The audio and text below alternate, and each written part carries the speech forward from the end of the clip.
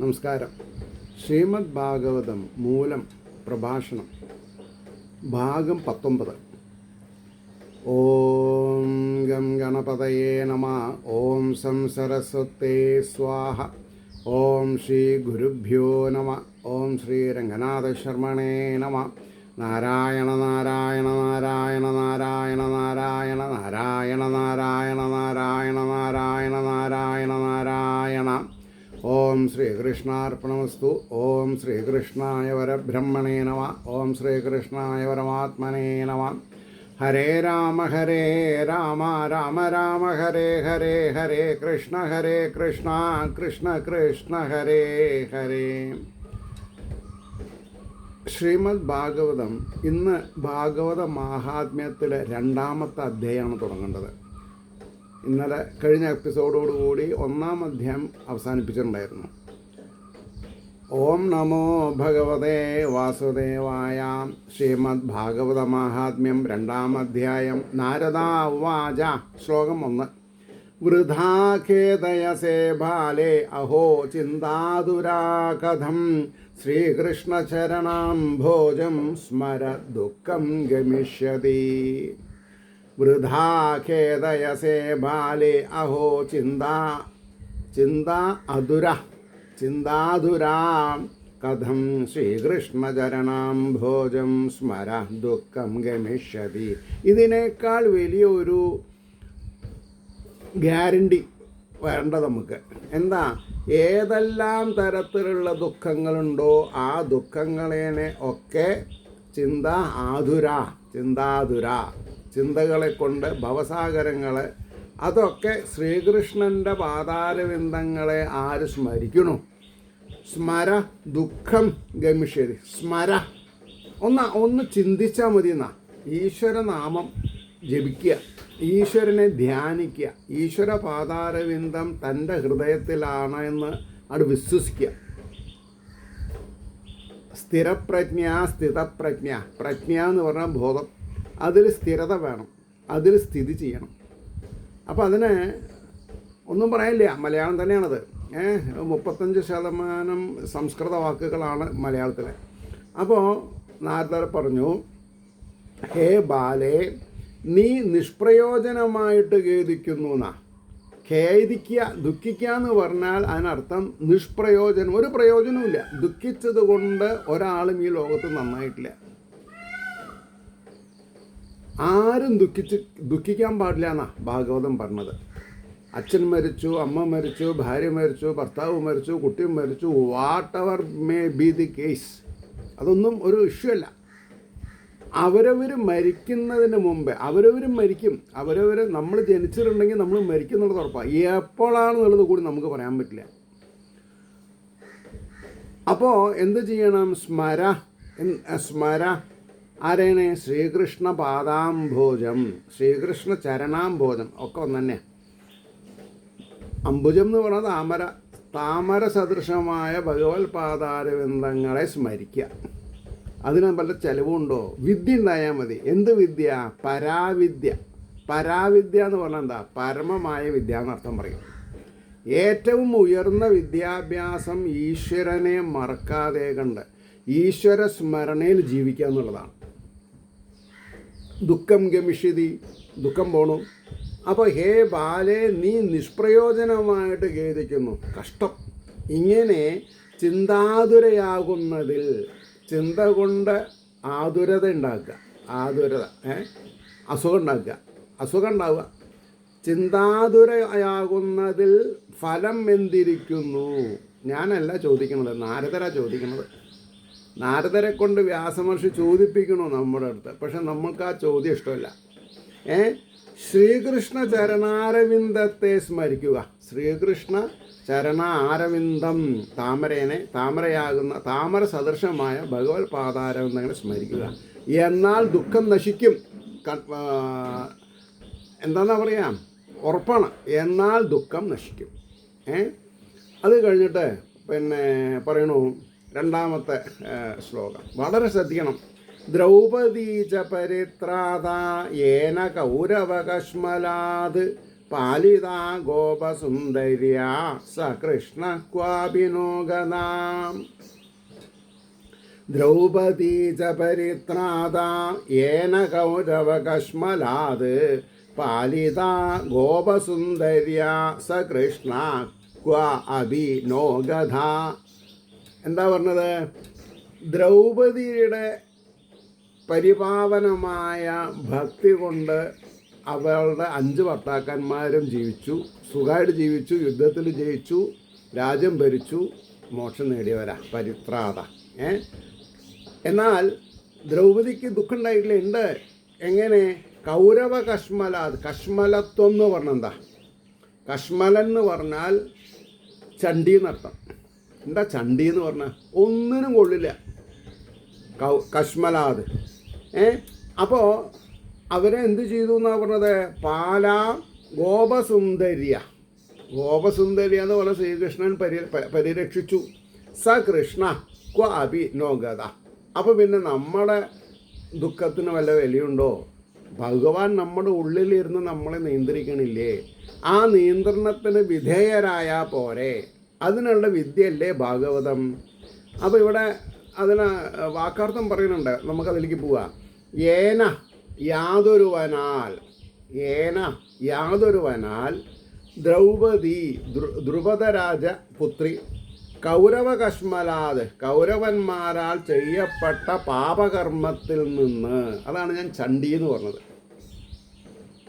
അപ്പോൾ കൗരവകശ്മലാത് എന്ന് പറഞ്ഞാൽ കൗരവന്മാരാൽ ചെയ്യപ്പെട്ട പാപകർമ്മത്തിൽ നിന്ന് പരിത്രാത പരിരക്ഷിക്കപ്പെട്ടുവോ. നമ്മളെ ഭഗവാൻ പരിരക്ഷിച്ച് വരുന്നുണ്ട്, പക്ഷെ നമുക്കറിയണില്ല. കാരണം ഭഗവാനെ നമുക്കറിയില്ല, പിന്നെന്ത് ചെയ്യാൻ പറ്റും? അപ്പോൾ പരിത്രാത പിന്നെ പരിരക്ഷിക്കപ്പെട്ടുവോ. ഗോപസുന്ദരികൾ പാലിത, അവരെയും ഭഗവാൻ എന്ത് ചെയ്തു? രക്ഷിച്ചിട്ടുണ്ട്. ഗോപന്മാരെയും ഗോപികമാരെയും ഭഗവാൻ അപ്പോൾ കംസനാൽ പറഞ്ഞയക്കുന്ന ആസുരീയ പ്രവൃത്തികളിൽ നിന്ന് സംരക്ഷിച്ചിട്ടുണ്ട്. അപ്പോൾ പറയണു പാലിക്കപ്പെട്ടുവോ. സ കൃഷ്ണ, സ ആ കൃഷ്ണൻ ക്വാഭിനോഗത എങ്ങും പോയിട്ടില്ല എന്നാണ് പറഞ്ഞത്. ന ക്വാ അഭി എവിടേക്കും പോയിട്ടില്ല. പ്രത്യക്ഷത്തിൽ ഭാഗവതത്തിലുണ്ട്. ഭാഗവതം ഭഗവാന്റെ സ്ഥൂല ശരീരമാണ്. അറിഞ്ഞിട്ടില്ലെങ്കിൽ എന്ത് ചെയ്യാൻ പറ്റും? കറണ്ട് ഉണ്ടോ നോക്കാൻ ടെസ്റ്റർ വേണം, വേണ്ടേ? കൈ തൊട്ടാൽ ചെറിയ മാല ബൾബൊക്കെ ആണെങ്കിൽ ഒരു തരിപ്പേ ഉണ്ടാവുള്ളൂ, അല്ലെങ്കിൽ അടിച്ചു പോവും. അപ്പം മരണം സംഭവിക്കുന്നതിന് മുമ്പ് മോക്ഷപ്രാപ്തിക്ക് വേണ്ടി നമ്മൾ എന്ത് ചെയ്തു? കാശ് ആർക്ക് വേണമെങ്കിലും ഉണ്ടാക്കാം. കള്ളത്തരത്തിലും പാലങ്ങൾ തന്നെ വീഴണു. കാരണം അങ്ങനെ റോഡുകൾ തന്നെ നശിക്കണു. വെറുതെ ആണോ? അല്ല, കാശ് വാങ്ങിയിട്ട് സിമെൻറ്റ് ചേർക്കാതെ കണ്ട്, കമ്പി ഉപയോഗിക്കാതെ കണ്ടൊക്കെ പാലം പണിതാൽ ഇങ്ങനെ ഇരിക്കും. അപ്പോൾ നമ്മുടെ ജീവിതം അതേമാതിരി കമ്പിയും സിമെൻറ്റും ഇല്ലാതെ കണ്ടാവണോ, അതോ നല്ല ബലത്തിൽ പോകണോ? അത് നിങ്ങളാണ് തീരുമാനിക്കാൻ. അപ്പോൾ ശ്രീകൃഷ്ണൻ സ്വർഗാരോഹണം ചെയ്തു എന്ന് പറഞ്ഞത് കഥയിൽ ശരിയാണ്. ഭാഗവതം മഹാത്മ്യത്തിൽ പറയണു കൃഷ്ണൻ എവിടെയും പോയിട്ടില്ല.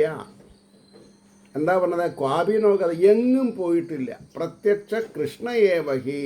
ഭാഗവതം പ്രത്യക്ഷത്തിൽ കൃഷ്ണൻ തന്നെയാണ്. കൃഷ്ണൻ്റെ വാഗ്മയീ രൂപമാണ്. നമ്മളൊന്ന് ചെവി കൂർപ്പിച്ചാൽ മതി. ഭഗവാനുവാച ഇങ്ങനെ കേൾക്കും. ഭഗവാനുവാച. എന്തിനു നമുക്ക് 2 ചെവി? ഏത് ഭാഗത്തിൽ നിന്നും കേൾക്കാം, ശരിയാണ്. ഒന്നങ്ങനെയല്ല. ഒന്ന് കേട്ട് ധരിക്കുക, ഒന്ന് കേട്ട് കളയുക. വലത് ചെവി കൂടെ കേട്ടു, ഇടത് ചെവി കൂടെ പോയിക്കോട്ടെ, വേണ്ട നമുക്ക്. ചിലതിനെ ധരിക്കാണ്ടിരിക്കാൻ പറ്റില്ല. അപ്പോൾ ഭാഗവത സംബന്ധമായ കാര്യങ്ങൾ നമ്മൾ മനസ്സിലാക്കി തന്നെ വേണം. അപ്പോൾ അതിൻ്റെ അർത്ഥം ഒന്നുകൂടി പറയാം. യാതൊരുവനാൽ ദ്രുപദരാജപുത്രി കൗരവന്മാരാൽ ചെയ്യപ്പെട്ട പാപകർമ്മത്തിൽ നിന്ന് പരിരക്ഷിക്കപ്പെട്ടുവോ ഗോപസുന്ദരികൾ പാലിക്കപ്പെട്ടുവോ ആ കൃഷ്ണൻ എങ്ങും പോയിട്ടില്ല. ഇനി എന്താ വേണ്ടത്? ഉറപ്പിക്കണം. ആരാണിത് കേൾക്കണത്? ഭാഗവതം കയ്യിലുണ്ടോ? അത് സ്ഥൂല രൂപമാണ്. അതിലുള്ള തത്വശാസ്ത്രങ്ങൾ സൂക്ഷ്മരൂപമാണ്. അതാണ് നമ്മൾ മനസ്സിലാക്കേണ്ടത്. അപ്പോൾ അതിൻ്റെ ഒരു എന്താ പറയുക, ഭാവാർത്ഥം പറയുന്നുണ്ട്. ശ്രീകൃഷ്ണ പാദസ്മരണം ക്ലേശകരമാണെന്ന് പൂർവചരിത്രത്താൽ ദൃഷ്ടാന്തപ്പെടുത്തി കാണിച്ചു സമാശ്വസിപ്പിക്കുന്നു. ഇതിൻ്റെ മുമ്പേ പറയേണ്ടായിട്ടുണ്ട്. എന്താണ്? ശ്രീകൃഷ്ണനെ സ്മരിക്കുക, ഈശ്വരനെ സ്മരിക്കുക, പാപികൾക്ക് ബുദ്ധിമുട്ടാണെന്നേ പറഞ്ഞുള്ളൂ. നമ്മൾ എല്ലാവരും പാപികളല്ല. അപ്പോൾ പാപത്തിനെ ഇല്ലായ്മ ചെയ്യാൻ കൃഷ്ണ കൃഷ്ണ കൃഷ്ണ കൃഷ്ണ ഹരേ രാമ കലിസന്ധരണോപനിഷത്ത് ജപിച്ചാൽ മതി എന്ന് പറയണ്ടായി. അത് ജപിക്കാൻ തുടങ്ങുക. എന്നാൽ നമുക്ക് കുറേശ്ശെ കഴിയുമ്പോൾ മനസ്സിലാവും ശ്രീകൃഷ്ണപാദസ്മരണം ക്ലേശകരമാണെന്ന് പൂർവചരിത്രത്തിൽ പറഞ്ഞിട്ടുണ്ടെങ്കിലും കാര്യം നടക്കുന്നുള്ള ഉറപ്പാണ്. എന്താ സമാശ്വസിപ്പിക്കുന്നത്? കൗരവസഭയിൽ വെച്ച് ദുര്യോധന ദുസ്സാസനാദികൾ കേശാകർഷണം, തലമുടി ചുറ്റിപ്പിടിച്ച് വലിക്കുക, ഏകവസ്ത്രധാരിയായിരിക്കുന്ന പാഞ്ചാലിയെ വിവസ്ത്രയാക്കാൻ ശ്രമിക്കുക. ആ വിവസ്ത്രയാക്കാൻ ശ്രമിക്കുന്ന സമയത്താണ് ഭഗവാൻ തൻ്റെ പ്രതാപശക്തി കൊണ്ട് ഭഗവതിയുടെ ചേല എത്രത്തോളം ഉരിക്കുന്നുവോ അത്രത്തോളം പിന്നെയും ബാക്കിയാവുകയാണ്. അതിനാണ് അനുഗ്രഹം എന്ന് പറയുന്നത്.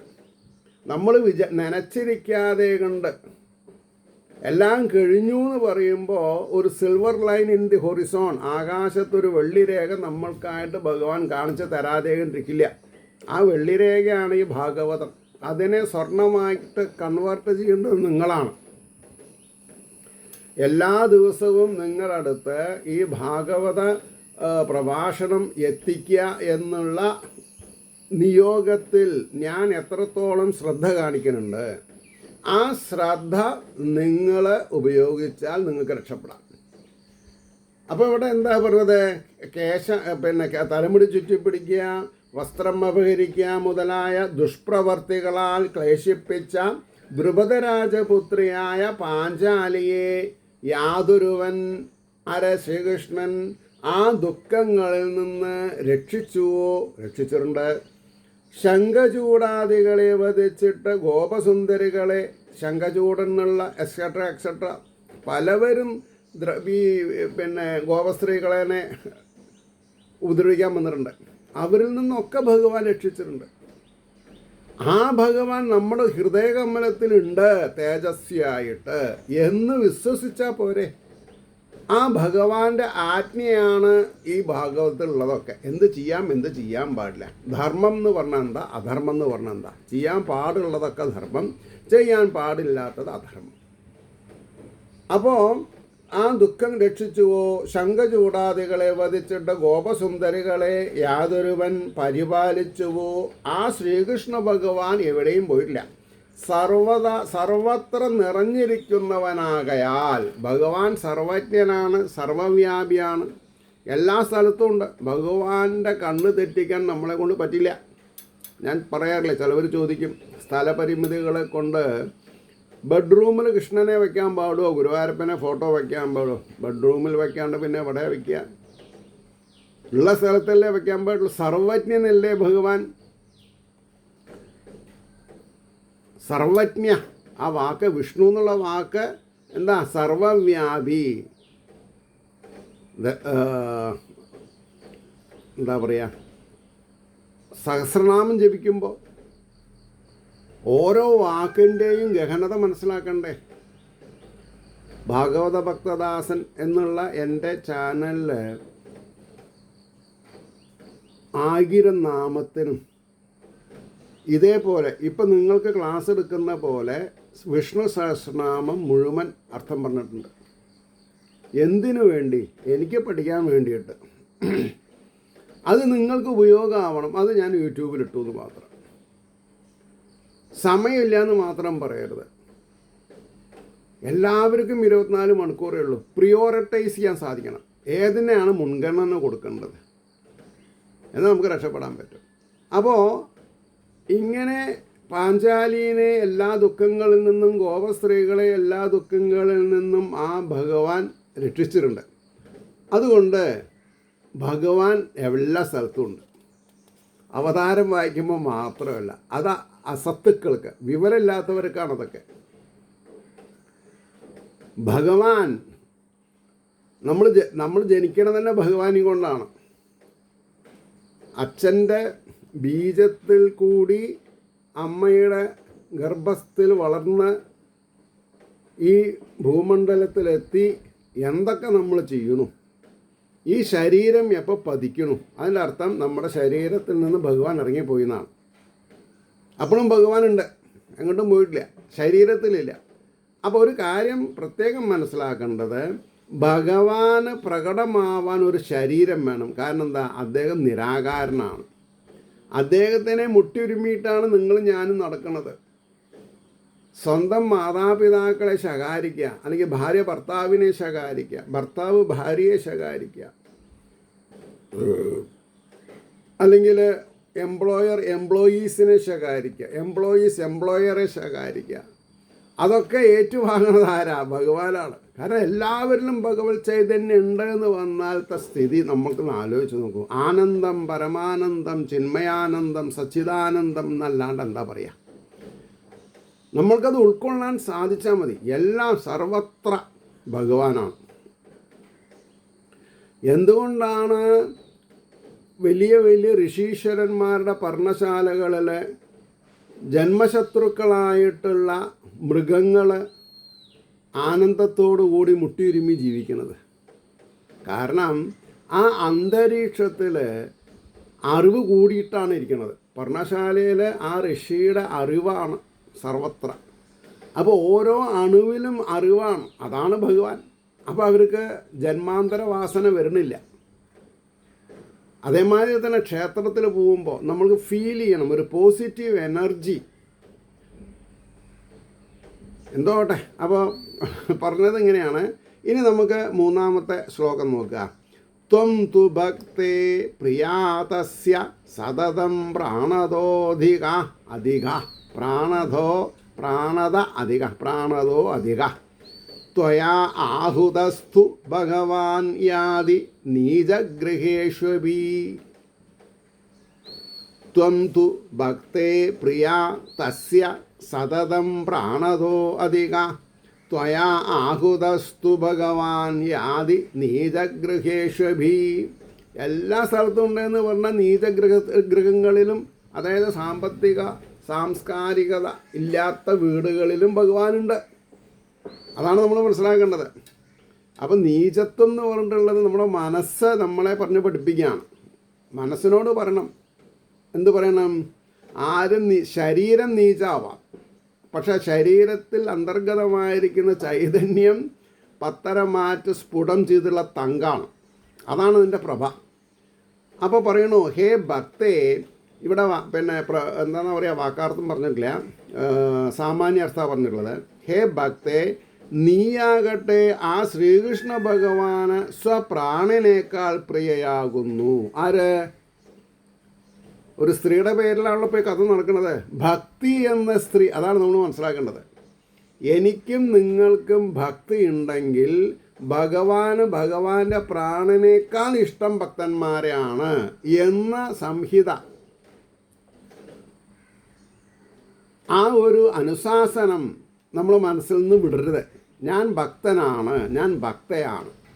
ഭഗവാൻ ശ്രീകൃഷ്ണന് അദ്ദേഹത്തിൻ്റെ ജീവനേക്കാൾ പ്രിയമാണ് തൻ്റെ ഭക്തയെ എന്ന് നമ്മൾ മനസ്സിലാക്കിയാൽ പിന്നെ സങ്കടങ്ങളൊക്കെ ഇവിടെ സമയം.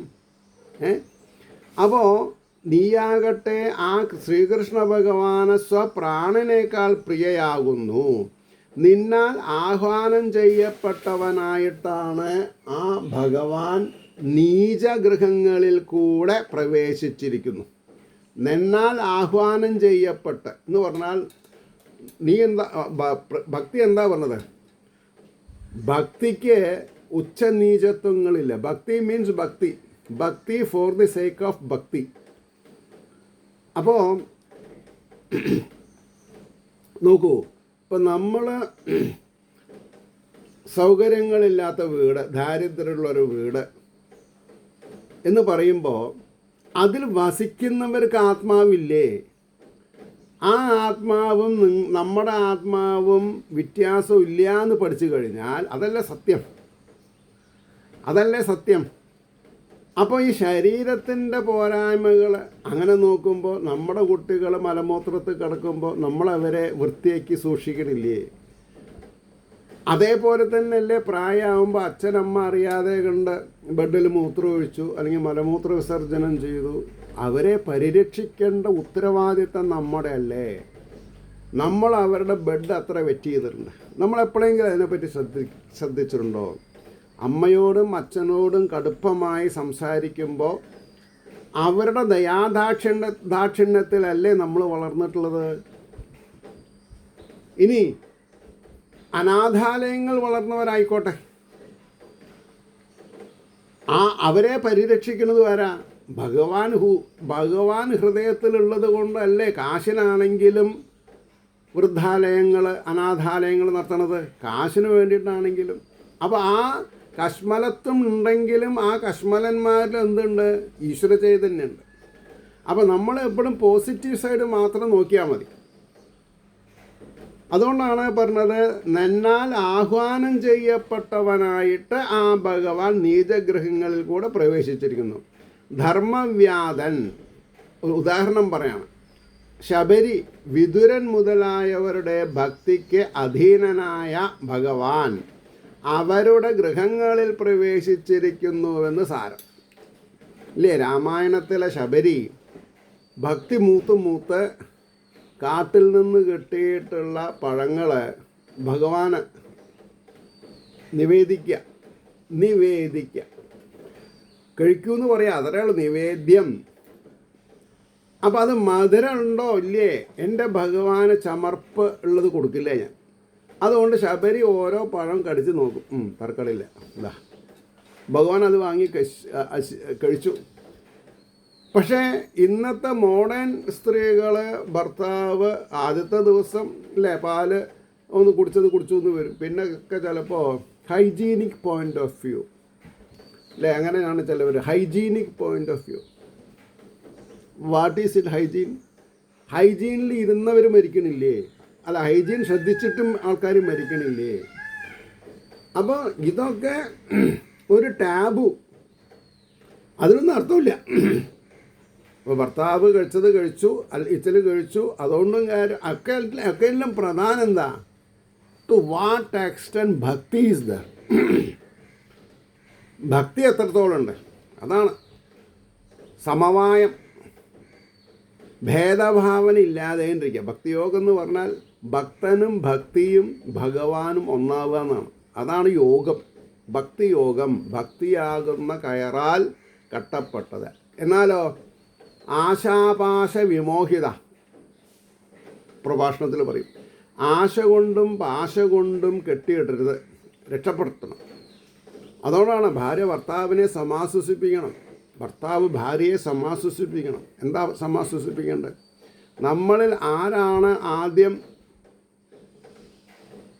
കാലഹരണപ്പെട്ട് പോകുമെന്ന് നമുക്ക് പറയാൻ പറ്റില്ല. അപ്പോഴും നീ എന്ത് ചെയ്യണം, അല്ലെങ്കിൽ നിങ്ങൾ എന്ത് ചെയ്യണം? നിങ്ങളുടെ സ്വതസിദ്ധമായ രീതിയിൽ നിങ്ങൾ ജീവിത സന്ധാരണം ചെയ്ത് അതിൽ മോക്ഷത്തിന് വേണ്ടി പ്രവർത്തിക്കണം. അല്ലാണ്ട് കരഞ്ഞ കലശലായിട്ടിരുന്നിട്ട് എത്ര കാലം കരയും?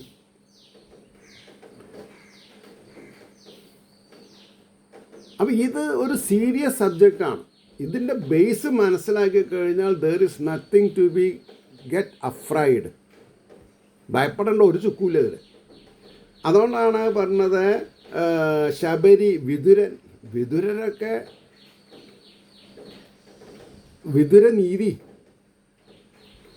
എങ്ങനെയാണ് മനു സ്മൃതി ഉണ്ടാക്കിയിട്ടുള്ളത്, അതേമാതിരി പരാശര സംഹിത, വ്യാസരുടെ അച്ഛൻ പരാശര മഹർഷി ഒരു ഗ്രന്ഥം എഴുതിയുണ്ട്, പരാശര സംഹിത. ജീവിതം എന്ന് പറഞ്ഞാൽ എന്താ, ഭഗവാൻ എന്ന് പറഞ്ഞാൽ എന്താ, എങ്ങനെയാണ് ഭഗവാനെ ആരാധിക്കേണ്ടത്, എന്തുകൊണ്ട് ആരാധിക്കണം, ആരാധിച്ചില്ലെങ്കിൽ എന്തൊക്കെ, ഇതൊക്കെയാണ് പരാശര സംഹിതയിൽ. അതൊക്കെ തന്നെയാണ് ഭാഗവതത്തിൽ, അതൊക്കെ തന്നെയാണ് നാരദ ബ്രഹ്മസൂത്രം. ബ്രഹ്മത്തിനെ അനുസന്ധാനം ചെയ്യാനുള്ള സൂത്രം ബ്രഹ്മസൂത്രം. ശങ്കരാചാര്യർ എഴുതിയിട്ടുണ്ട്, പലരും എഴുതിയിട്ടുണ്ട്. അപ്പോൾ ഇവിടെ പറഞ്ഞു വന്നത് എന്താ? ധർമ്മവ്യാധൻ, അത് ഒരു കഥ, മഹാഭാരതത്തിലുള്ള ഒരു കഥയാണത്. അപ്പോൾ ധർമ്മവ്യാധൻ, ശബരി, വിതുരർ മുതലായവരുടെ, ഒന്നും വേണ്ട, രാമായണത്തിലെ ജടായു ഒരു പക്ഷി പ്രവരൻ. ആ ജടായു ഏത് വർഗത്തിൽ പെട്ടതാണ്? കഴുകൻ വർഗത്തിൽ. ശവം തിന്നുന്ന പക്ഷികളിൽ ആണ് കഴുകന്മാർ. പരുന്ത് അതിൽ പെട്ടതാണ്. പക്ഷെ ഭഗവാൻ പരുന്തിനെ വാഹനമായിട്ട് ഉപയോഗിക്കുന്നു. അപ്പോൾ ആ ജടായുവിൻ്റെ മൃതശരീരം ശ്രീരാമചന്ദ്രസ്വാമി തൻ്റെ മടിയിൽ കയറ്റി വെച്ച് തൻ്റെ തൃക്കൈകളെ കൊണ്ട് തലോടി സമാശ്വസിപ്പിച്ച് പറയാനുള്ളത് കേട്ട് മടി കിടന്ന് മരിച്ചു. എന്നിട്ട് എന്താ പറഞ്ഞത്? ലക്ഷ്മണ, ഈ ജടായുവിൻ്റെ ശരീരത്തിനെ രാജോചിതമായ രീതിയിൽ ദഹിപ്പിക്കുന്ന പറഞ്ഞത്. അപ്പോൾ ഇനിയിപ്പോൾ പല ഇതിലും കാണുന്നുണ്ട്, ദേവി ഇതൊരിക്കലും 32 ദിവസം 31 ദിവസം വായിക്കേണ്ട ഭാഗങ്ങളെന്ന് പറയരുത് രാമായണത്തിൽ. കാരണം രാമായണം ഭാഗവതമൊക്കെ നിത്യപാരായണത്തിനുള്ളതാണ്. അപ്പോൾ എൻ്റെയൊക്കെ കുട്ടിക്കാലത്ത് ഉറക്ക വായിക്കണം എന്നാ, അത്താഴം കഴിഞ്ഞാൽ ഉറക്കം വരണവരെ ഉറക്ക വായിക്കണം. എന്തിനാണ് ഉറക്ക വായിക്കണേ? അടുത്തുള്ള വീടുകളിൽ ഇത് വായിക്കാൻ അറിയാത്തവരുണ്ടാവും, അവർ കേൾക്കണം. ഈ രാമശബ്ദം കേൾക്കാൻ പക്ഷികൾക്കും ലതകൾക്കും വൃക്ഷങ്ങൾക്കും കന്നുകാലികൾക്കൊക്കെ ബാധക, ഉറക്ക വായിക്കണമെന്നാ. അപ്പോൾ ചില ദുഷ്ടന്മാർ അതിനെ രാമായണ മാസത്തിൽ മാത്രം ആക്കി. ഞാനതിനെതിരാണ്. കാരണം എന്താ? രാമായണ മാസത്തിൽ മാത്രമല്ലല്ലോ ഞഞ്ഞനും കഴിക്കണുള്ളൂ, എല്ലാ ദിവസവും കഴിക്കണില്ലേ? അപ്പോൾ രാമൻ്റെ അയനാണോ രമയുടെ അയനാണോ? രാമായണം എന്ന് പറഞ്ഞാൽ എന്താ? നിങ്ങൾക്കൊരു പുതിയൊരു സബ്ജക്റ്റ് ഞാൻ തരികയാണ്. രാമായണമാണ് ഇപ്പോൾ കടക്കർ മാസത്തിൽ വായിക്കാമെന്ന് പറഞ്ഞു. ഓക്കെ, എന്താണ് അർത്ഥം? എൻ്റെ അഭിപ്രായത്തിൽ രമയുടെ അയനം എന്നാണ്. അയനം എന്ന് പറഞ്ഞാൽ ഉത്തരായണം, ദക്ഷിണായനം. അയനം എന്ന് പറഞ്ഞാൽ രാജവീതി എന്നാണ്, അല്ലെങ്കിൽ പോയി അയൻ. രമ പോയി. രമ എന്ന് പറഞ്ഞാൽ സീതന്നെ, മഹാലക്ഷ്മി തന്നെയാണ്. ആ മഹാലക്ഷ്മിയുടെ പിന്നാലെയാണ് ആര് പോണത്? ശ്രീരാമൻ തെരഞ്ഞു പോണത്. ഇതറിയണമെന്നുണ്ടെങ്കിൽ ജ്ഞാനാനന്ദ സരസ്വതി തിരുവടികളെന്ന് പറഞ്ഞാൽ സന്യാസി ശ്രേഷ്ഠനേ ഉള്ളൂ. ജ്ഞാനാനന്ദ സരസ്വതി അദ്ദേഹം രാമായണ തത്വം പറഞ്ഞിട്ടൊരു ഗ്രന്ഥം എഴുതിയിട്ടുണ്ട്. അത് ഞാൻ 95 എപ്പിസോഡിൽ യൂട്യൂബിൽ പറഞ്ഞിട്ടുണ്ട്. എന്തിന് എനിക്കറിയില്ല. എൻ്റെ ഒരു നിയോഗം, എന്തൊക്കെ പഠിക്കാൻ പറ്റുമോ അതൊക്കെ പഠിക്കാം. അതിനുള്ള സമയം ഭഗവാൻ തരും. പക്ഷേ അതിനൊരു ത്വരിതം നമുക്കുണ്ടാവണം, ഒരു ആവേശം നമ്മൾക്കുണ്ടാവണം. ഇന്ന് ഞാൻ ഇത്ര ഭാഗങ്ങൾ വായിച്ചേ ഉറങ്ങൂ, ക്ഷീണിക്കില്ല. അപ്പോൾ പറഞ്ഞു വന്നതിൻ്റെ താല്പര്യം, ശബരി, ഈ ധർമ്മവ്യാധൻ, വിതുരർ, അപ്പോഴാണ് ജടായുവിനൊക്കെ ഓർമ്മ വന്നത്. മനസ്സിലായില്ലേ? അപ്പോൾ മുതലായവരുടെ ഭക്തിക്ക് അധീനനായ ഭഗവാൻ ആർക്ക് അധീനനാണ്? ഭക്തിക്ക്. എനിക്ക് ഭക്തി ഉണ്ടോ? ഭഗവാൻ എനിക്ക് അധീനനാണ്. ഞാൻ നെഞ്ഞത്ത് ഇങ്ങനെ കൈ വെക്കണ കൂട്ടത്തിൽ നിങ്ങൾക്ക് വെച്ച് പറയാൻ സാധിക്കണം. നമ്മുടെ ഓരോ നിശ്വാസങ്ങളും ഭഗവാനാണ് കൺട്രോൾ ചെയ്യണത്. എക്സസൈസ് ചെയ്താലും ശരി, എക്സസൈസ് ചെയ്തില്ലെങ്കിലും ശരി, പ്രാണായാമം അറിയെങ്കിലും ശരി, പ്രാണായാമം അറിയില്ലെങ്കിലും ശരി. അപ്പം മേൽപോട്ട് എടുത്ത ഇൻഹെയിൽ ചെയ്ത ശ്വാസം എക്സൈൽ ചെയ്യാൻ പറ്റുമോ? പറയാൻ പറ്റില്ല നമുക്ക്. അപ്പോൾ ആ ജഗദീശ്വരൻ നമ്മുടെ ഉള്ളിലുണ്ട് എന്നുറപ്പിച്ചാൽ പിന്നെന്താ പ്രശ്നം? നമ്മുടെ ഉള്ളിലാണ്. ഇന്ന് അസുഖമുള്ള കുട്ടീനെ ശുശ്രൂഷിച്ച് അമ്പലത്തിൽ പോകാൻ പറ്റിയില്ല, അല്ലെങ്കിൽ നാരായണീയത്തിന് പോകാൻ പറ്റിയില്ല. വേണ്ട. ആരേനെ നമ്മൾ ശുശ്രൂഷിക്കേണ്ടത്? ഒരാത്മാവിനെ, ഭഗവാനെ. കുട്ടിയാണെങ്കിലും ഭർത്താവാണെങ്കിലും അമ്മായിയപ്പനാണെങ്കിലും അമ്മായിച്ചന അല്ല, അതെ, ആരാണെങ്കിലും ശരി.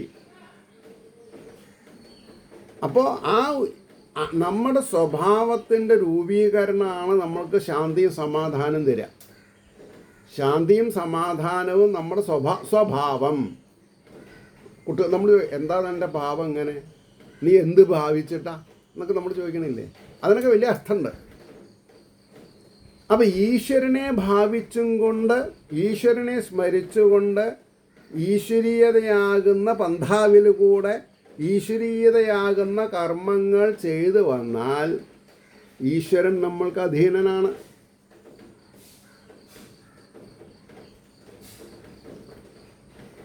അപ്പോൾ നമ്മൾ അങ്ങനത്തെ ഒരാളോട് നമ്മൾ എന്തെങ്കിലും പറയേണ്ട ആവശ്യമുണ്ടോ? എനിക്ക് അധീനത്തിലുള്ള ഒരാളോട് എനിക്കൊന്നും പറയേണ്ട ആവശ്യമില്ല. എന്നെ പൂ പോലെ കൊണ്ടു നടത്തും. അതീതനായവരോടാണ് നമ്മൾ കൈ കാണിക്കേണ്ടത്. അതീതൻ ഇല്ല, ആരുമില്ല. അധീനനാവണം. അതല്ലേ സത്യം. അപ്പോൾ ഭഗവാൻ അരമനയിലും ചറ്റക്കുടിലും ഉണ്ട്. എവിടെ ഭക്തിയുണ്ടോ അവിടെയാണ് ഭഗവാൻ പ്രകടമാവുന്നത്. ഭക്തി ഇല്ലാത്തടത്ത് വിളിക്കാതെ കൊണ്ട് ഒരാൾ വിളി കേൾക്കുമോ?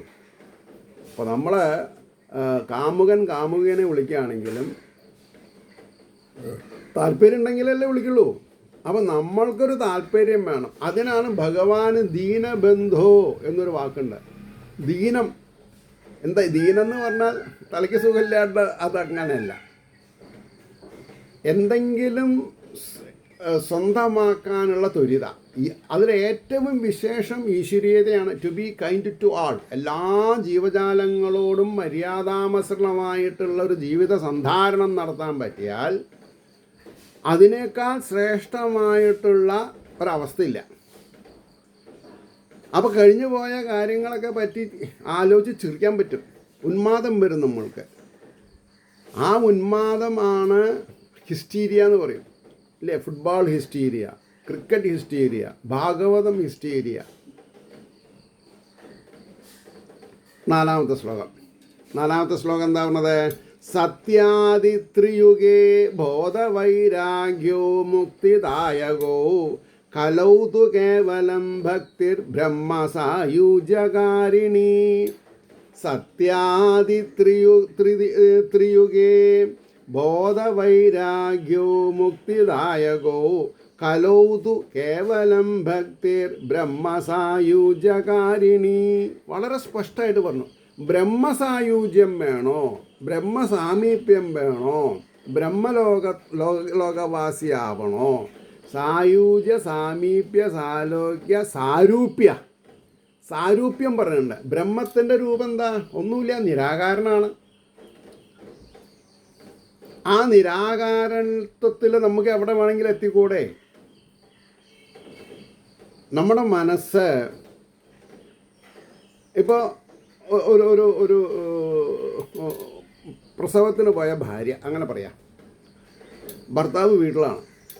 പക്ഷേ സാധാരണഗതിയിൽ ഭർത്താവിൻ്റെ മനസ്സെവിടെയാവും? ഭാര്യ അടുത്താവും. 18-20 വയസ്സിൽ മിലിറ്ററിയിൽ ചേർന്നു മകൻ അല്ലെങ്കിൽ മകള്. ഇപ്പം സ്ത്രീകളും ധാരാളം ഇപ്പോൾ ഉണ്ട്. അവരെ വിവാഹം ചെയ്ത് കൊടുത്തിക്കാത്ത അച്ഛനമ്മമാരുടെ മനസ്സ് എവിടെയാവും? ആ കുട്ടിയുടെ പ്രൊട്ടക്ഷന് വേണ്ടിയിട്ട് അല്ലേ? അങ്ങനല്ലേ?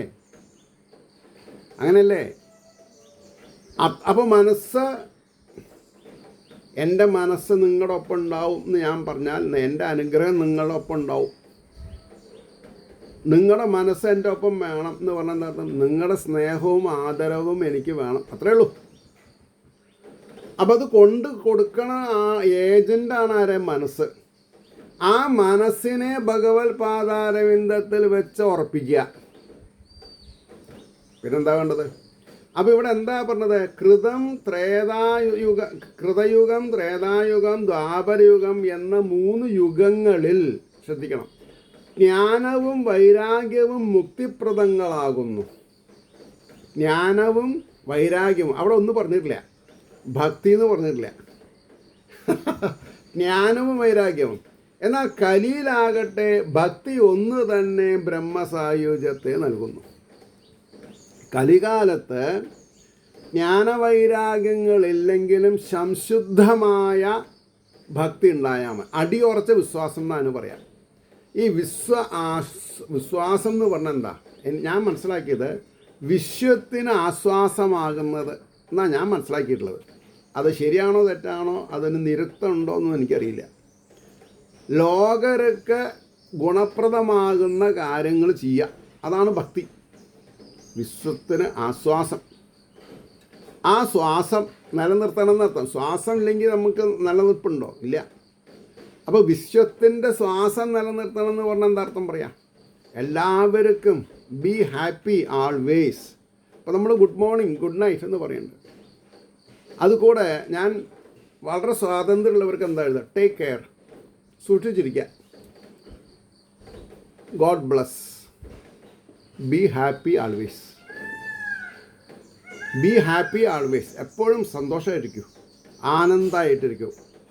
കാരണം ഈ മലയാളത്തിലുള്ള ആനന്ദത്തിന് ഇംഗ്ലീഷിൽ പ്രത്യേകം വാക്കില്ല.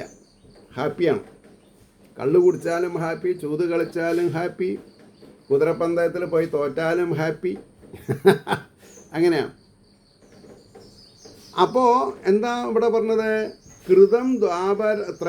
കൃതയുഗം, ത്രേതായുഗം, ദ്വാപരയുഗം എന്ന 3 യുഗങ്ങളിൽ ജ്ഞാനവും വൈരാഗ്യവും മുക്തിപ്രദങ്ങളാവുന്നു. മുക്തിനെ തരാൻ പ്രാപ്തിയുള്ളതാണ്. കലിയിലാകട്ടെ ഭക്തി ഒന്ന് തന്നെ ബ്രഹ്മസായുജ്യത്തെ നൽകുന്നു. അതിനൊരു ഉദാഹരണമാണ് കുചേലൻ. പക്ഷെ കുചേലൻ്റെ ഭക്തി നമ്മൾക്കില്ല. കാരണം എന്താ?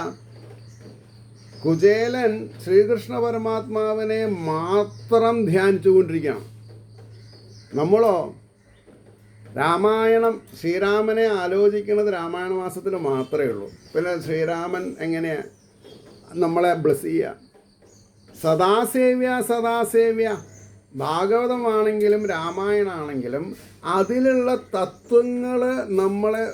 തത്വങ്ങളെ നമ്മൾ സ്വാംശീകരിച്ച് പ്രായോഗിക ശാസ്ത്രത്തിൽ കൊണ്ടുവന്നിട്ടില്ലെങ്കിൽ, ഡോക്ടറെ അടുത്ത് പോയി മരുന്ന് വാങ്ങി പോക്കറ്റിലിട്ടതുകൊണ്ട് അസുഖം മാറുമോ? അതിനെ സേവിക്കണം. എങ്ങനെ സേവിക്കണം? തോന്നിയ കൂട്ടത്തിൽ സേവിച്ചാൽ പറ്റുമോ? പോരാ. അവർ പറഞ്ഞ കൂട്ടത്തിൽ ആഹാരത്തിൻ്റെ മുമ്പ് എന്ത് കഴിക്കണം, ആഹാരത്തിന് ശേഷം ഏത് ഗുളിക കഴിക്കണം, അത് പൊട്ടാണോ, പകുതിയാണോ, ഫുള്ളാണോ, ഇതൊക്കെ നമ്മൾ നോക്കണ്ടേ? അതുകൊണ്ടാണ് പറഞ്ഞത് കലികാലത്ത് ഭക്തി, സംശുദ്ധമായ ഭക്തി ഉണ്ടായാൽ മതി. പക്ഷേ പരദൂഷണം പറയരുത്, പരനിന്ദ ചെയ്യരുത്. അതൊക്കെ ഈ നല്ല വെയിലത്ത് സൈക്കിള് വെച്ചാൽ സൈക്കിള് കാറ്റ് പോവും, പഞ്ചറാവും. കാറാണെങ്കിലും ശരി, സൂചി പഞ്ചറാണെങ്കിലും കാറ്റ് പോവും. അതേപോലെ തലനാരിഴയ്ക്ക് പാപം ഉള്ളിലുണ്ടെങ്കിൽ അവിടെ ഭഗവാൻ ഉണ്ടാവില്ല. വലിയ വലിയ വേദാന്തിസ്റ്റുകൾ ചില കാരണങ്ങൾ പറയും. ദ്വാരകാവാസ, പാഞ്ചാലി ദ്വാരകാവാസ എന്നത്ര വിളിച്ചതേ. അപ്പോൾ ദ്വാരകയിൽ നിന്ന് ഇങ്ങോട്ട് എത്താൻ എൻ്റെ ഹൃദയത്തിലുള്ള ഭഗവാനെ എന്ന് ആരെങ്കിലും വിളിക്കുന്നുണ്ടോ? അതല്ലേ വിളിക്കേണ്ടത്. എൻ്റെ കൃഷ്ണ എന്ന് പറഞ്ഞാൽ അതിൻ്റെ അർത്ഥം മനസ്സിലാക്കണം. എൻ്റെ കൃഷ്ണൻ എന്നിലാണ് എന്ന് മനസ്സിലാക്കണം. അത് മറ്റുള്ളവരെ ബോധിപ്പിക്കാനും വേണ്ടി വിളിച്ചിട്ട് കാര്യമില്ല. ചില ആൾക്കാരുണ്ട്, ആരെങ്കിലും നാരായണ നാരായണ നാരായണ, അതല്ല, നാരായണനെ സദാ സ്മരിക്കണം. അപ്പോൾ ഇവിടെ എന്താ പറഞ്ഞത്? കലിയിൽ അത് മാത്രം മതി എന്ന് പറഞ്ഞു. ഇനി അടുത്ത ശ്ലോകം, ആ ശ്ലോകം നമ്പർ 5. ഇതി നിശ്ചിത്യ ചിദ്രൂപ സദ്രൂപാം ത്വാം സസർജഃ പരമാനന്ദ ചിന്മൂർത്തി സുന്ദരീം കൃഷ്ണവല്ലഭാം. ഇതി നിശ്ചിത്യ, മേൽ പറഞ്ഞ പോലെ മനസ്സിലാക്കി, നിശ്ചിത്യ ഉറപ്പിച്ച്, ചിത് രൂപ ചിത്തിലിരിക്കുന്നവൻ എന്നർത്ഥം, ചിത്തായിരിക്കുന്നവൻ എന്നർത്ഥം. മനസ്സ്, ചിത്തം, അഹങ്കാരം, ബുദ്ധി, ഈ 4 കൂടിയിട്ടാണ് അന്ധക്കരണ വൃത്തി എന്ന് പറയും. അന്ധക്കരണം, മനസ്സ്, ചിത്ത്. ഈ ചിത്തിനെ നമുക്ക് എങ്ങനെയാണ് വിശേഷിപ്പിക്കുക? അതൊരവസ്ഥയാണ്. ചിതാകാശ ഗുഹ എന്നൊക്കെ പറയും നമ്മൾ. അപ്പോൾ ഈശ്വര സ്മരണയിൽ ഇരിക്കുന്ന ഒരാൾക്ക് സ്വബോധം ഉണ്ടാവില്ല. സാഹചര്യങ്ങൾ എവിടെ ഇരിക്കണം, എന്തായിരിക്കണം എന്നറിയില്ല. വിളിച്ചാൽ വിളി കേൾക്കില്ല ചിലപ്പോൾ. അതാ ഭക്തിയുടെ കാഠിന്യമാണ്. ശരീരം പുറ്റി വന്നാലും അറിയില്ല, ഭക്തിയുടെ കാഠിന്യമാണത്. അപ്പോൾ ഇവിടെ പറഞ്ഞത് എന്താ? ഇവിടെ ചിദ്രൂപ എന്നാണ് പ്രിൻ്റ്. അതിന് ചിത്ത് രൂപ എന്ന് തന്നെ വായിക്കണം. ചിത്ത് രൂപ കൂട്ടക്ഷരാണ്. അപ്പോൾ ഇതി നിശ്ചിത്യ ചിത് രൂപ സദ്രൂപാം, സാത്വികമായ രൂപത്തോടു കൂടി. കേശാദിപാദം, പാദാദികേശം. സദ്രൂപാം ത്വസസർജ പരമാനന്ദ ചിന്മൂർത്തി. ആരാണ് ഈ ചിദ്രൂപൻ? ആരാണ് ഈ സദ്രൂപൻ? പരമാനന്ദ ചിന്മൂർത്തി. പരമാനന്ദത്തെ പ്രദാനം ചെയ്യാൻ തരുന്നവനാണ്. പരമാനന്ദ ചിന്മൂർത്തി സുന്ദരീം കൃഷ്ണവല്ലഭാം. ഗോപസ്ത്രീകളെ ഇപ്രകാരം നിശ്ചയിച്ചിട്ട് പരമാനന്ദവും ബോധവുമാകുന്ന സ്വരൂപത്തോടു കൂടിയ ഭഗവാന്റെ ഡിസ്ക്രിപ്ഷൻ നിങ്ങളൊന്ന് മനസ്സിലാക്കണം. ഇതാണ് നമ്മൾ മനസ്സിലാക്കേണ്ടത്. അല്ലാതെ ഗുരുവായൂർ അമ്പലത്തിലെ ഉച്ചപൂജ കഴിഞ്ഞാൽ ഭഗവാനെ എങ്ങനെയാണ് സജ്ജമാക്കിയിട്ടുള്ളത് എന്നല്ല നമ്മൾ മനസ്സിലാക്കേണ്ടത്. അത് സജ്ജമാക്കുന്ന ആൾക്കാരുടെ മാനസികാവസ്ഥയാണ്. അത് സകാരാണ്, ഇത് നിരാകാരാണ്. എൻ്റെയും നിങ്ങളുടെയും ഉള്ളിൽ ബോധമില്ലെങ്കിൽ, എന്താ ഈ ബോധം എന്ന് പറഞ്ഞാൽ? അറിവ് എന്നാണ് അർത്ഥം, ബോധം അല്ലേ? മരിച്ചുകൊണ്ടിരിക്കുന്ന വ്യക്തിയോട് ഞാൻ ആരാ പറയൂ? നല്ല സമയത്താണ് ചോദ്യം ചോദിക്കണത് അല്ലേ? നമ്മളെ നോക്കി വളർത്തിയിട്ടുള്ള അച്ഛനോട് ചോദിക്കുകയാണ്, അച്ഛൻ മരണശയ്യയിലാണ്, ഞാൻ ആരാ മനസ്സിലായോ അച്ഛ? അല്ല, അപ്പം നമുക്ക് ആവശ്യം എന്താ? അച്ഛന് ബോധമുണ്ടോ അറിയണം, നിലവിളിക്കാറായോ? ഇതല്ലേ സ്ഥിതി നമ്മുടെ. അപ്പം ഇവിടെ ബോധം എന്ന് പറഞ്ഞാൽ അറിവാണ്. അപ്പോൾ ആ മരിച്ചുകൊണ്ടിരിക്കുന്ന ആളുടെ ബോധമില്ലെങ്കിലും ജീവിച്ചിരുന്ന് അതിനെ ശുശ്രൂഷിക്കുന്ന ആൾക്കാർക്ക് ബോധം വേണം. എന്ത്? എൻ്റെ അച്ഛൻ, എൻ്റെ അമ്മ, എൻ്റെ ഭാര്യ, എൻ്റെ ഭർത്താവ്, എൻ്റെ കുട്ടി ആയുസ്സുള്ള കാലം ജീവിച്ചു. ആയുസ്സുള്ള കാലം എനിക്ക് സേവിക്കാൻ സാധിച്ചു എന്നുള്ള സംതൃപ്തി എത്ര പേർക്കുണ്ട്? അതാണ് വിജയശതമാനം. അത് അവരവരാണ് ഇടേണ്ടത്. അപ്പോൾ പരമാനന്ദവും ബോധവുമാകുന്ന സ്വരൂപത്തോടു കൂടിയ എൻ്റെയും നിങ്ങളുടെയും സ്വരൂപം എന്താണ്? പരമാനന്ദം, അറിവും ബോധം. ആരെപ്പറ്റി? ഭഗവാനെ പറ്റിയിട്ട്. സ്വരൂപത്തോടു കൂടിയ ഭഗവാൻ ചിൽസ്വരൂപൻ. അപ്പോൾ ഭഗവാൻ എൻ്റെ ഉള്ളിലും നിങ്ങളുടെ ഉള്ളിലും എങ്ങനെ വേണം? ചിൽസ്വരൂപൻ, ചിത്തിൽ, ചിതാകാശ, അതാണ് അദ്ദേഹം. അപ്പോൾ മനസ്സല്ല വലുത്, ചിൽസ്വരൂപനാണ് വലുത്. അതുകൊണ്ടാണ് മനസ്സിനെ ഭഗവാനിൽ അർപ്പിക്കൂ.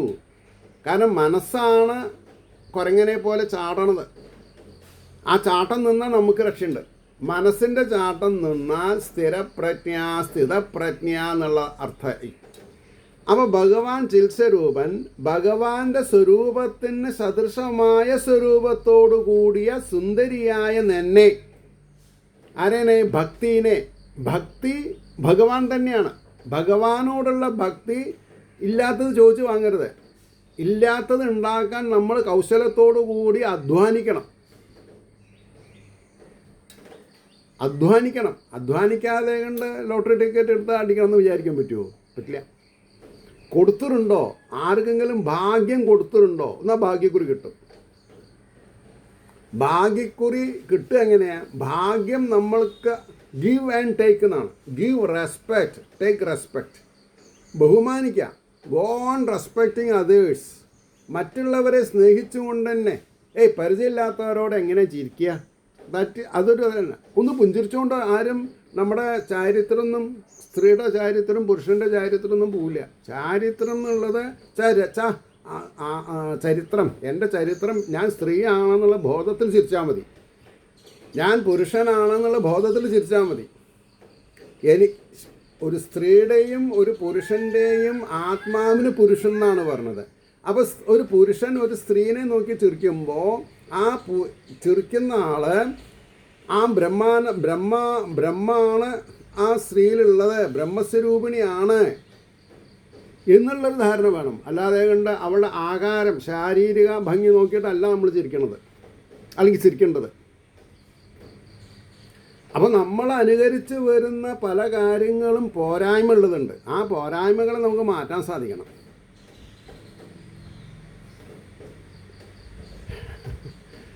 അപ്പോൾ ഇവിടെ എന്താ പറഞ്ഞത്? ഭഗവാൻ ആരേനെയാണ് ഭാര്യയായിട്ട് കണക്കാക്കണത്? ഭക്തിനെയാണ്. ഭക്തി അതിന് നിറമുണ്ടോ? ഭക്തിക്ക് നിറമില്ല. ഇത്രയൊക്കെ മനസ്സിലാക്കുമ്പോൾ നമ്മുടെ ഇടയിൽ നടന്നു വരുന്ന പലതിനെയും നമ്മൾക്ക് നിരാകരിക്കേണ്ടി വരും. എന്നാലേ നമ്മുടെ ഭക്തി സ്റ്റേണാവുള്ളൂ. ഏതാണ് സത്ത്, ഏതാണ് അസത്ത്? കുങ്കുമം കൊണ്ടൊരു കുന്നുണ്ടാക്കിയതുകൊണ്ട് ഭഗവതി പ്രസാദിക്കുമോ? ആ കുന്നുണ്ടാക്കാൻ എത്ര ജപിച്ചിട്ടാണ് കുന്നുണ്ടാക്കിയത്? അത് ചെറിയ ചെറിയ ഡബ്ബിയിലാക്കിയിട്ട് സിന്ദൂരം ഇടുന്നവർക്ക് നിങ്ങൾ കൊടുക്കൂ. അവർ സിന്ദൂരം ഇട്ടിട്ട് കണ്ണാടി നോക്കുമ്പോൾ അവരുടെ മനസ്സിലുണ്ടാവുന്ന ആനന്ദത്തിൽ ആറിലൊന്ന് നമുക്ക് കിട്ടും. ഇപ്പോൾ പായസം വെച്ചു, പാലടപ്രഥമൻ വെച്ച് ഭഗവാന് നേദിച്ചു, അല്ലെങ്കിൽ ശരശതം 100 നാഴി അരി കൊണ്ടുള്ളതിനാണ് ശരശതം എന്നൊക്കെ പറയാം. അത് ഭക്തന്മാർക്ക് കൊടുക്കൂ ഭക്തിയോടുകൂടി. അവരത് കഴിക്കുമ്പോൾ ഉണ്ടാവുന്ന മാനസികാവസ്ഥയാണ് ആ ഭഗവാൻ പ്രസാദിക്കണത്. അതാണ് നമ്മൾ വീട്ടിൽ കൊണ്ടുപോയിട്ട് കുറേ ഫ്രിഡ്ജിൽ വെച്ചു, കുറേ തെങ്ങിൻ്റെ ചോട്ടിലിട്ടു, അത് ഭക്തിയല്ല.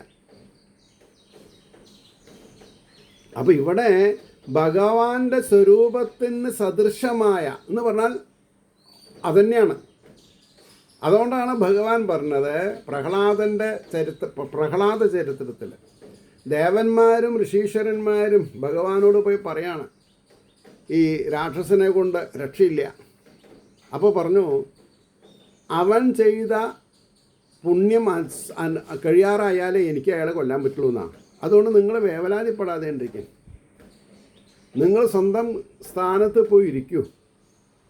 ഇനിയൊരവസരം വരും, എൻ്റെ ഭക്തനായ പ്രഹ്ലാദനെ അവൻ നോണ്ടാൻ തുടങ്ങും, അപ്പം ഞാൻ പ്രഹരിച്ചോളാം എന്നാണ്.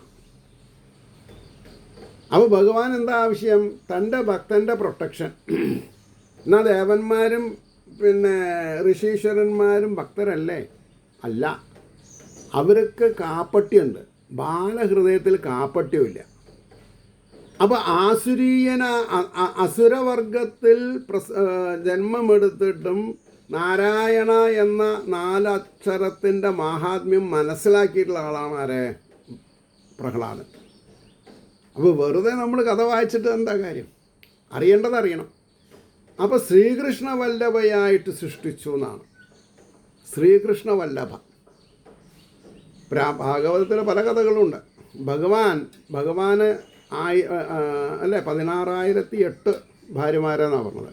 അതിൽ 8 ആളാണ് പട്ടമഹിഷിമാർ.